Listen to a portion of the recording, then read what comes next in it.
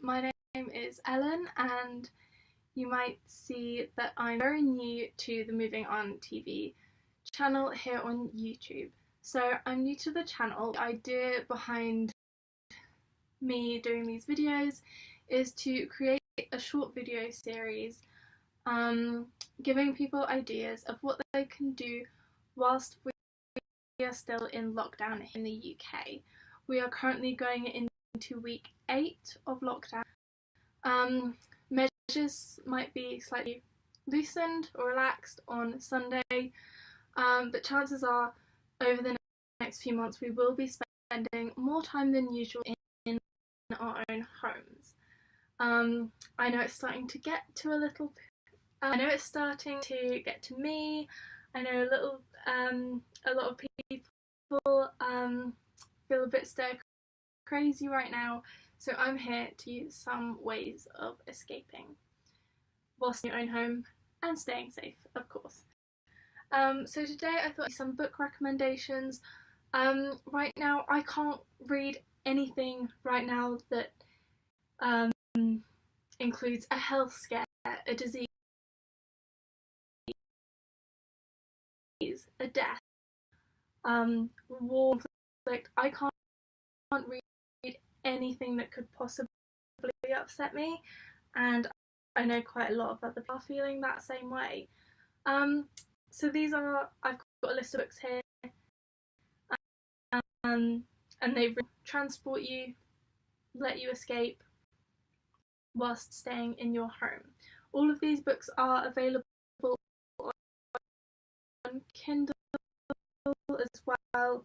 The majority of them are also available as audiobooks if you listen to audiobooks. So I've got the list on my phone, so I will just go through these. I wanted to start with a few books for younger teenagers, if you have kids, or these were the books that I read growing up, and I think I will reread them this lockdown, because they do give you a really nice escape. So the first book I would like to mention is a series by Ali Carter. The series is called Heist Society. So it's about a group of thieves, and although it's set in real locations such as the Louvre in Paris, you're going on an adventure group of thieves, so it does take you out of your own reality, or what I hope would be your own reality, and it's really fun, suitable sort of age 30 upwards, and it's a really good series. It's a 3-part series and it's completed, so you can buy all 3 books and really sink your teeth into them. Another series that Ali Carter has done is called I'll Tell You I Love You But Then I Have to Kill You. It's the Gallagher series, which is a 6-book series, also now completed, and again that's just based on some really nice friendships. You've got assassins in there, you've got spies in there, loads and loads of adventures that you can go on, set all across the globe, and really good books for kids, teenagers, adults. I read them when I was 14, 15, and they are still some of my most cherished books today. So going on to more adult fiction, all of these books are fiction. I've not really been interested in reading non-fiction, biographies or anything like that recently. I just need to escape the whole lockdown situation. So that's where these ideas have come from. So to start off, there's of Earth and Blood by Sarah J. Maas. This book just come out recently in March. Sarah J. Maas is the queen of fantasy. Now if you've never read a fantasy book before, this is one to go for. It's urban fantasy, so if you liked Harry Potter, you'll like this book. there are humans, it's, you know, civilization similar to that of our civilization, but you do have angels, you do have fairies, gods with powers, kings, so there's a little bit of magic in there as well, which is really nice. The first 150 pages of the book are a lot of world building, a lot of information dumped on you, but after that it's really easy to get into. It's an 800-page book, so you can really sink your teeth into it and just take a few days out from the whole lockdown situation. And it's the first book in the Crescent City series. The series hasn't been completed yet, so this is the only book that's out currently. But it is the best that Sarah J Maas has written, and everyone who's read it loves it. Another book by Sarah J Maas, if you want to read an urban fantasy series that has been completed, if you just want several books to read all in a week or something, A Court of Thorns and Roses is a really, really good option. It's not as long, it's 400 pages, I believe. It's easier to complete, and there's also a lot less world building. You've still got your humans and stuff, and it's, relative to civilization here, so it's quite easy to picture in your mind and get into the story, but that's so a really great option. So 2 other book recommendations. One of them is LGBT plus fiction. It's called Two Boys Kissing, and it follows several pairs of characters who are all in their mid-teens. There's a lot of gay representation. I find a lot of LGBT plus fiction is focused around female characters, but this is entirely focused on male characters. There's trans representation, female to male, and the book is narrated by the previous generation of gay men who died from AIDS. So you've got a real historical narrative, overlooking pairs of characters and their lives and how they all intertwine. So it's really interesting. It's a short book, a read, and it's available on Kindle as well. So lastly, there is Outlander by Diana Gabaldon, I think. So it's another big book, 800 pages, but there's 9 books in the series. And although it doesn't transport you to another realm or another world, it does transport you back to 1743 England. It's a brilliant story about Claire who falls back in time from the 1950s back to 1743, and then has to navigate her new surroundings, the new people she's with. She falls in love.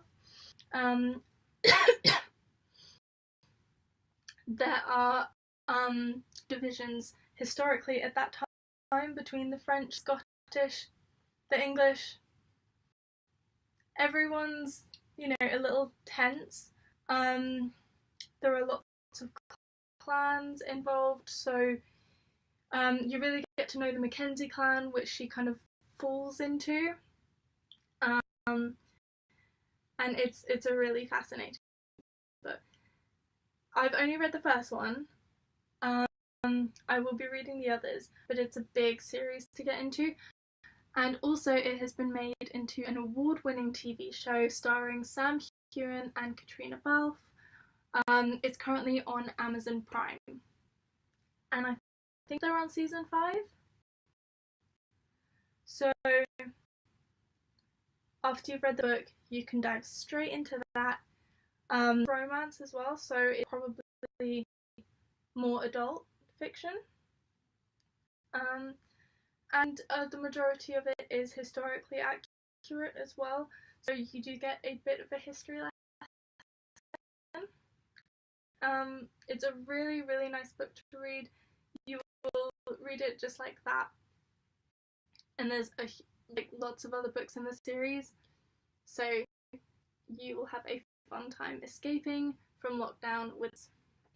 So those are my book recommendations. I've got some there for young adults, teenagers, if you've got kids, as well as adults. If you have any recommendations, share them around. Everyone is going stir crazy. You're not alone. And now is the time to read a book. Thank you so much for watching and listening to my book recommendations. I hope it's been okay, and I hope you're happy with me being on the channel. Okay, thank you. I'll see you in the next episode. Bye.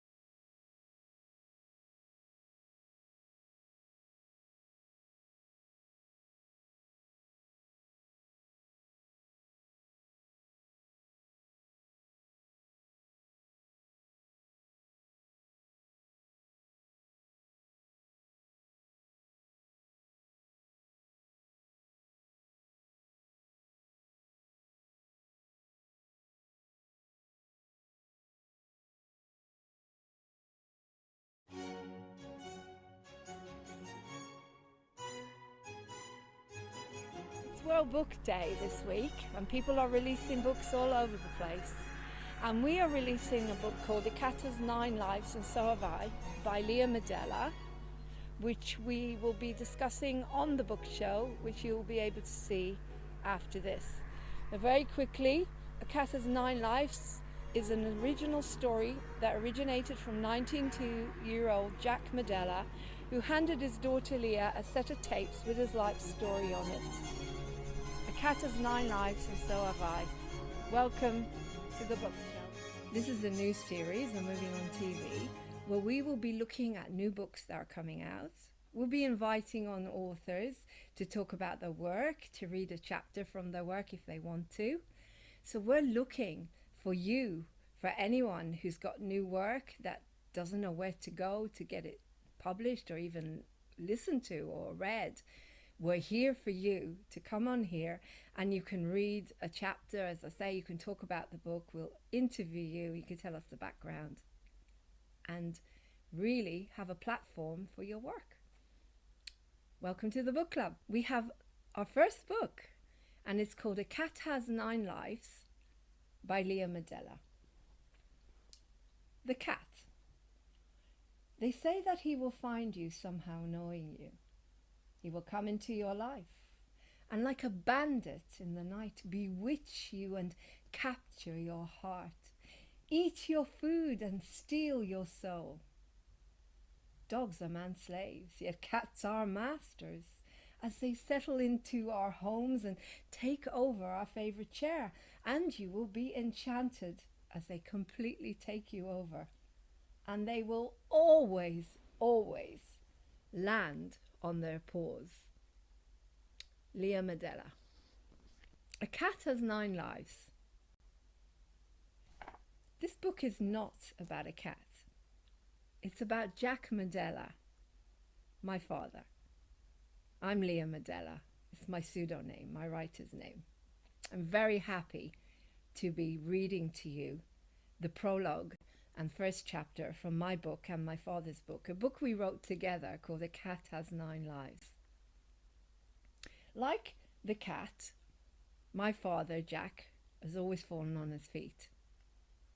One day, when I was in Israel a couple of years ago, I went to visit him, and he brought out a set of tapes and gave them to me. It's all in here, so I'm just going to read you a little bit. A Cat Has 9 Lives. Introduction. My name is Jack the Cat, and like a cat, I've lived 9 lives.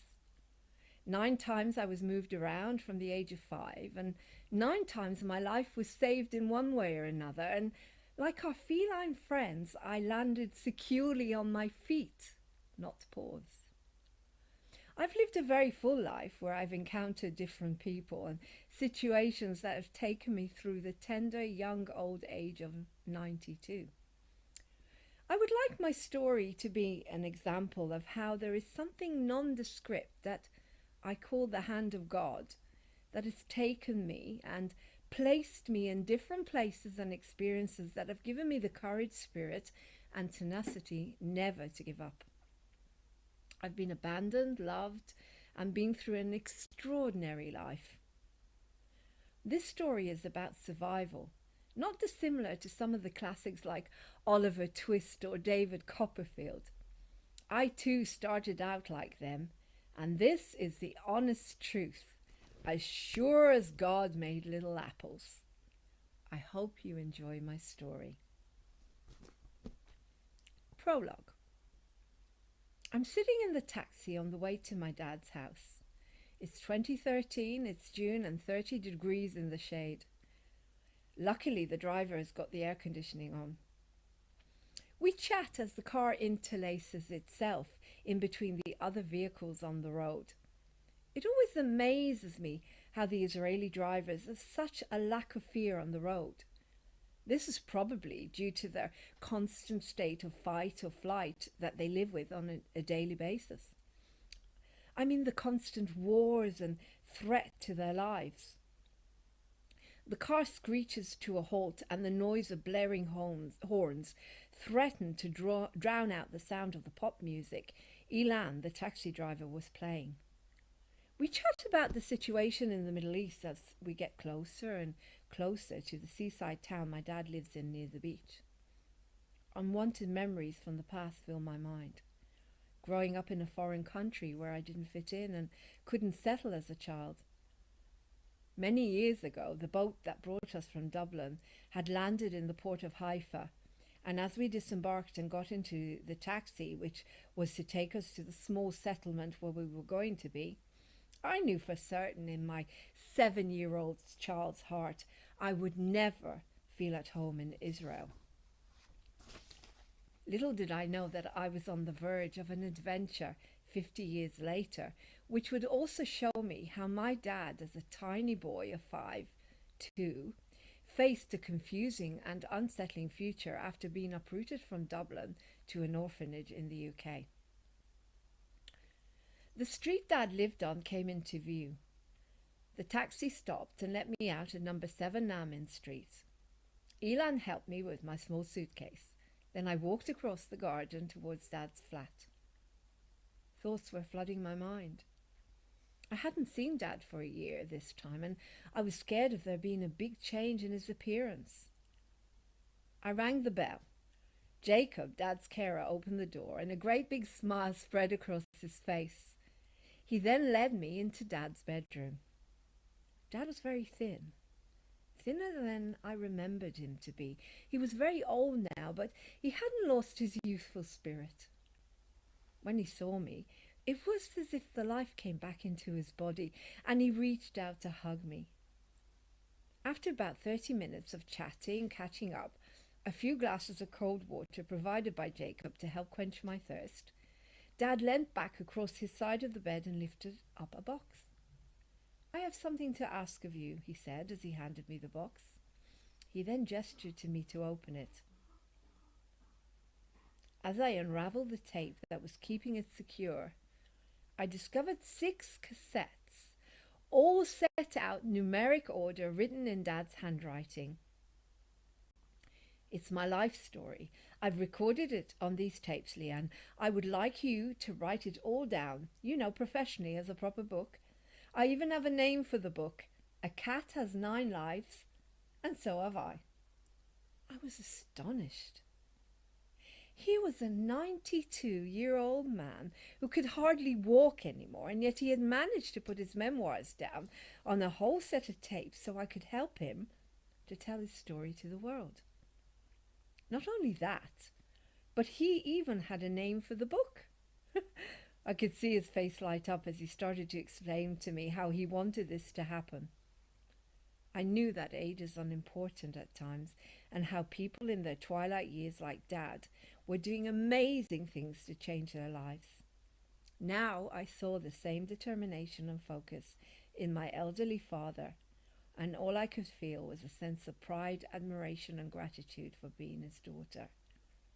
Not to mention fear and trepidation of how I could possibly create something from a bunch of recordings. I knew I could write, as I'd written a few musicals, but this was very different.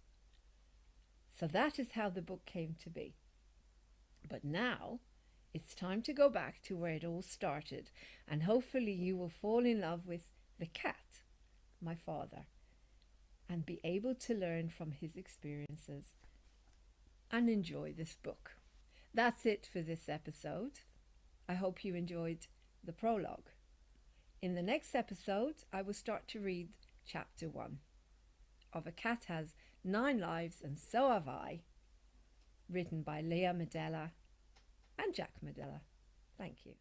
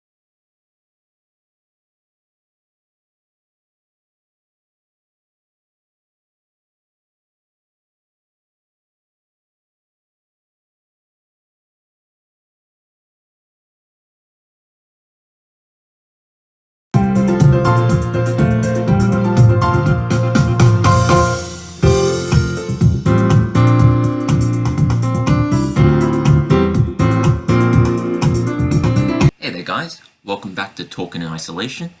I'm your host, Jay, and let's get right into it.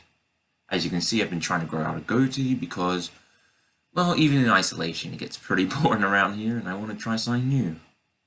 Now, please remember that you can send questions through this YouTube video in the comment section or anywhere else if you want to ask anything.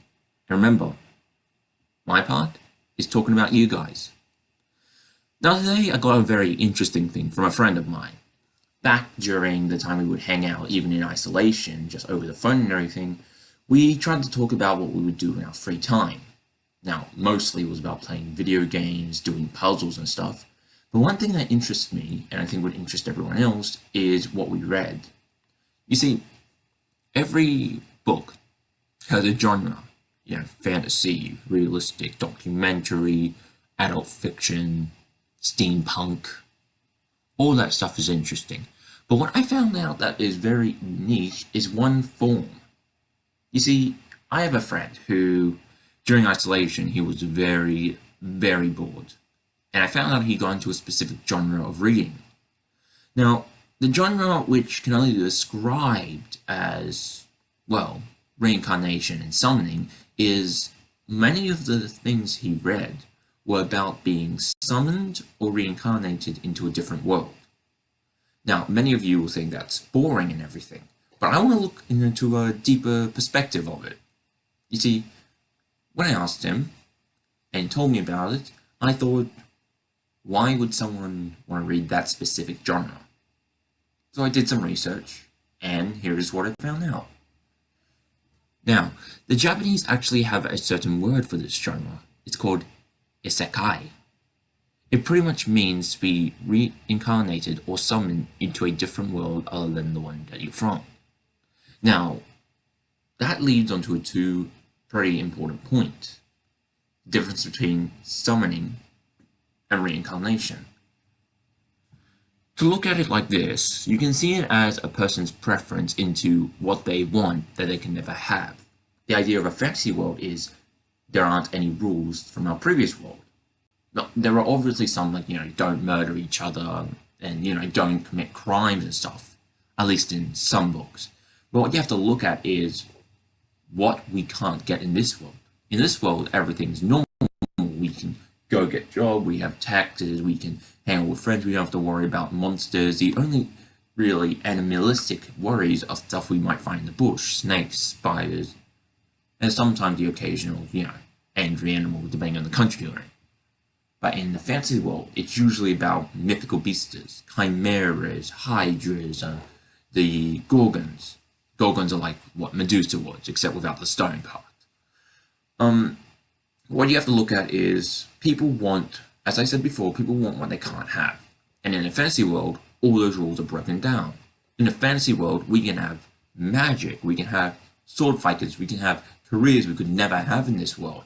Being an adventurer, going out and exploring, clearing dungeons. All this stuff is stuff that's out of reach from us.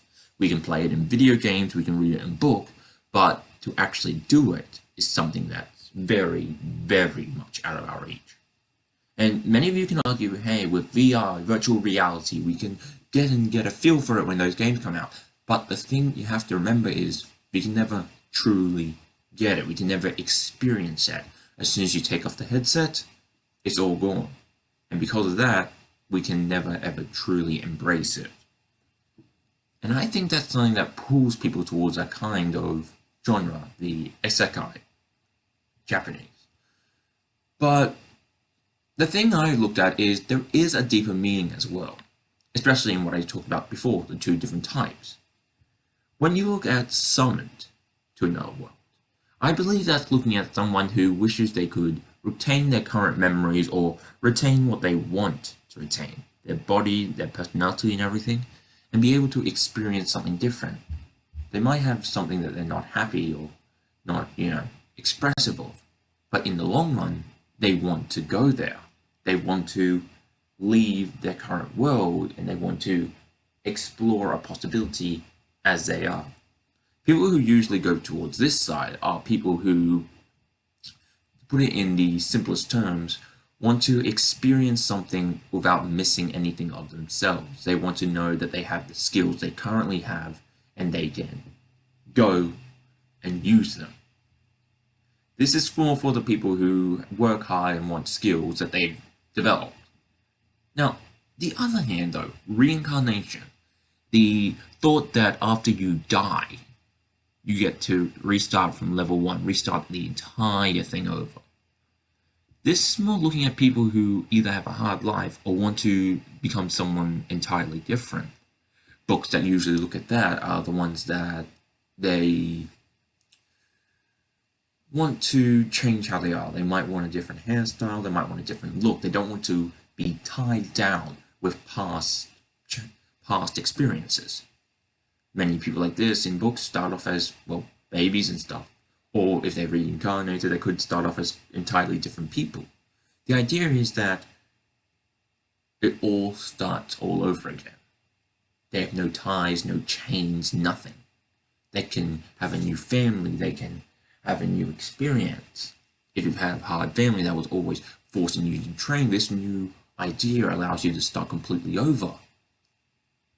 But there's also a third thing that not many think about.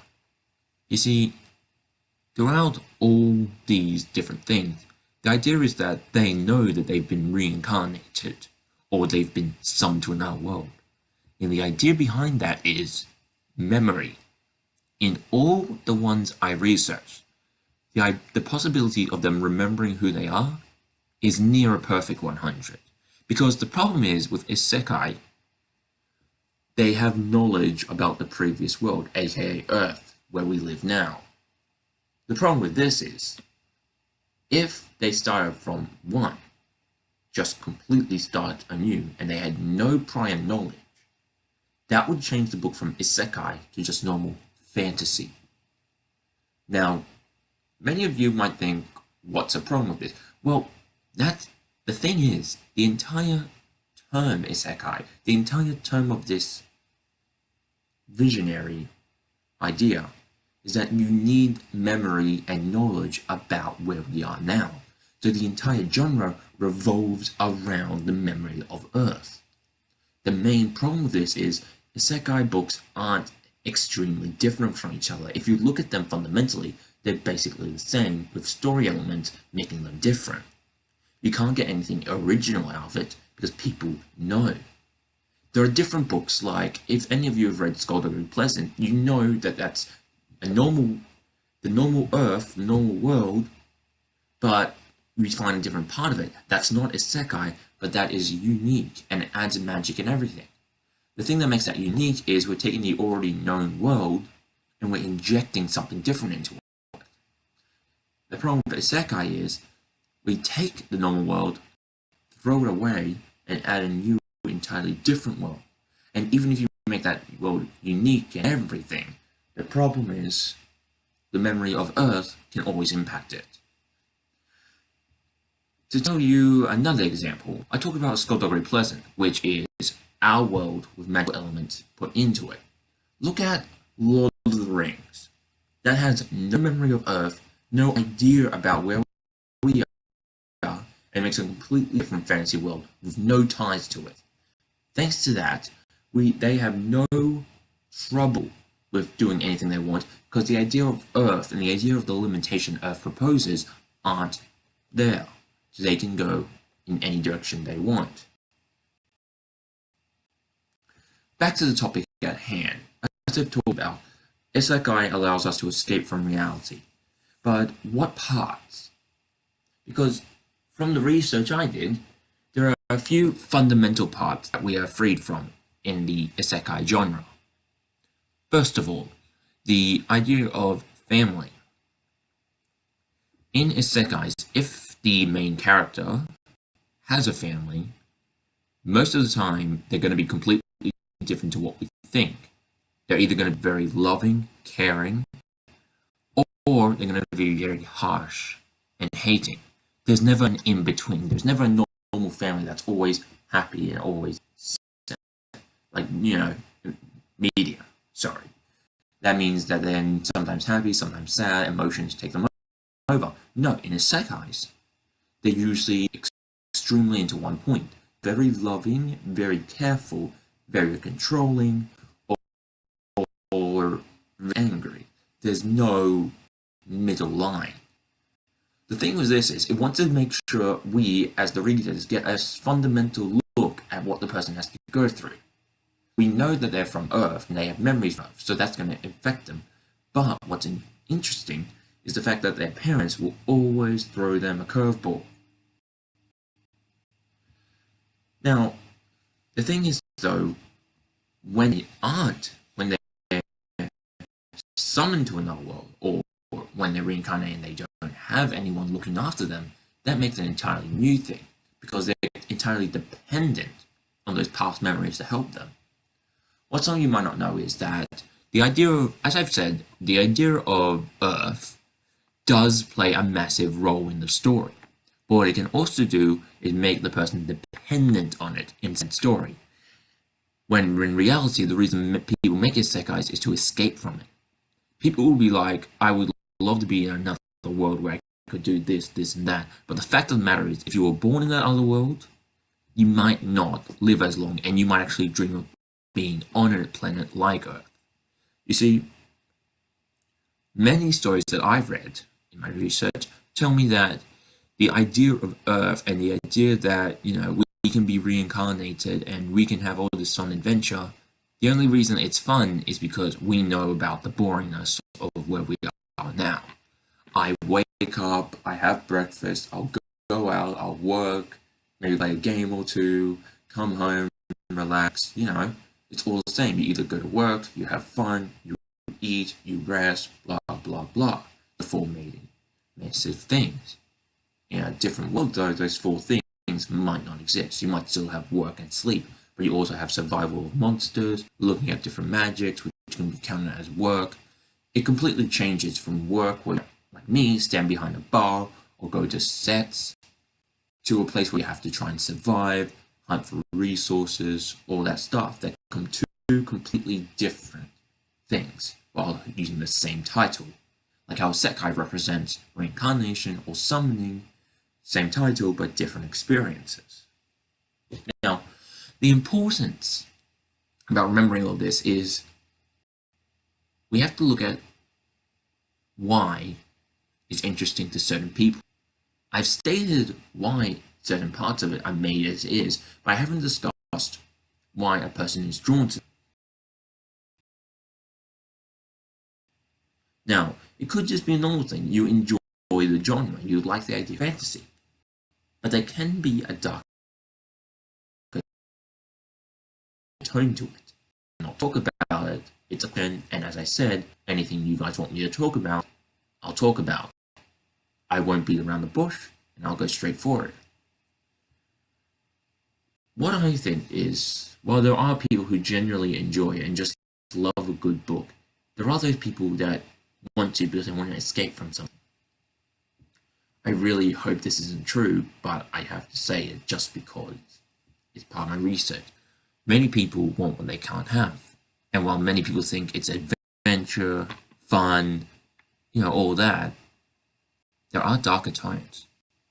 They might want to escape from something of a family, or they want to escape from bullies and such. Or they want the idea that in an isekai, a person can be overly strong and overly powerful, and people don't pick on that. But that might always be the case here, where sometimes you just don't have the strength to fight on. So, just, if someone talks about it, listen, see how they react to it. See if they're joyful and everything, or if they're longing for something. That's the thing about books. Depending on what a person reads, you can understand them.